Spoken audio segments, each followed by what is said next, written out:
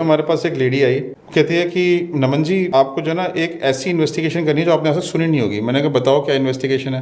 कहते हैं कि मेरा और मेरे हस्बैंड का जो ना आपस में डिस्प्यूट चल रहा है। तो मेरे हस्बैंड है ना, 2025 का मैटर बता रहा हूँ। 2011 में मैंने उनको पकड़ा था। हमारे 2 बच्चे भी हैं, ठीक है, और एक तो उसमें एडल्ट भी हो चुका है। 2011 में मेरे हस्बैंड जो थे उन्होंने एक लड़के से चैट करते हुए पकड़ा था, सेक्सुअल चैट। उस टाइम पे जो है ना उन्होंने एक्सक्यूज बना दिया, ये मेरी नहीं है, वो नहीं है। मैं भी नेव थी, मैंने उसको ज़्यादा सोचा नहीं, मैंने उसको जाने दिया। उनकी फिजिकल इंटीमेसी मेरे साथ बिल्कुल खत्म हो गई। प्रॉब्लम क्या हुई है कि he has fallen in love with a 28-year-old boy and my husband is 50 years old। और उस लड़के को उन्होंने यहाँ पे एक घर खरीद के दे दिया, उसको गाड़ी चलाने के लिए दे दी, लग्जरी कार दे दी, मर्सिडीज चलाने के लिए दे दी, उसको जो है उसके पेरेंट्स को यहाँ पे ला के रख लिया, ठीक है। अब हम जिस भी ट्रिप पे जाते हैं घूमने, ये कहते हैं लड़का हमारे साथ जाएगा। फिर कहते हैं कि बाद में हमारे रूम में सोना शुरू कर दिया।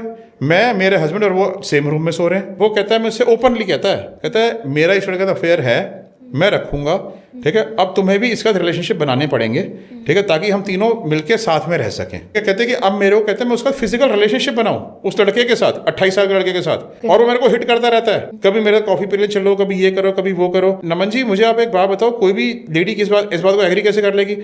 और मेरे से कहता है क्लियरली, जैसे मेरे लिए तुम हो वैसे मेरे लिए वो है, जितना प्रॉपर्टी में तुम्हारा शेयर है उतनी प्रॉपर्टी में उसका शेयर है। वो ये कहता है कि ये जो लड़का है ये बहुत हाई प्रोफाइल फैमिली से आता है। मैं उससे जब कहती हूँ ना कि पैसे के पीछे है, तो वो बड़े हाई प्रोफाइल फैमिली से आता है, मेरे पैसे के पीछे नहीं है। कहती है कि मैंने ना एक बार बातें में बोला, मैंने कहा कि तुम एक बात बताओ, तुम 50 साल के, वो 28 साल का, अगर उसको कोई और मिल गया तो, और वो तुम्हारे को झूठ बोल रहा, तो कहते हैं कि उस दिन उनका एकदम बीपी हाई ऐसे हो गया, एकदम साइकोपैथ की तरफ बिहेव करने के। तो कहते हैं कि आप ना कुछ ऐसी स्ट्रेटेजी डिवाइस करो उसको ना, इस लड़के की रियलिटी कि वो जो लड़का है वो इनके पास इनके पैसे के पीछे है। तो जब हमने उसका बैकग्राउंड चेक किया, इसके फादर ना सब्जी का ठेला लगाते थे। हमने पता किया कि ये बाइसेक्सुअल है, इसके लड़कियों के साथ भी रिलेशन थे, लड़कों के साथ भी रिलेशनशिप्स थे पहले।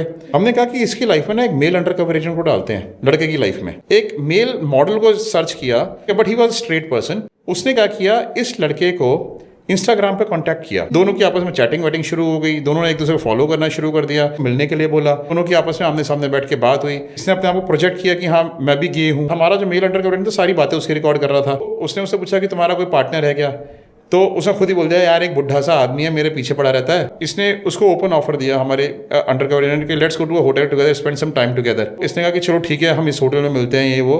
तो होटल के रूम बुक करा लिया, रूम बुक करा के वो आ गया। हमने उसके स्टिंग ऑपरेशन कैमरा से आते हुए वीडियोस बना लिए सारे। हमने वो सारे एविडेंसेस जो है अपनी क्लाइंट को सबमिट किए, क्लाइंट ने वो सारे एविडेंसेस अपने हस्बैंड को सबमिट किए। तब जाकर उसके हस्बैंड की आंखें खुली कि what is he spending on.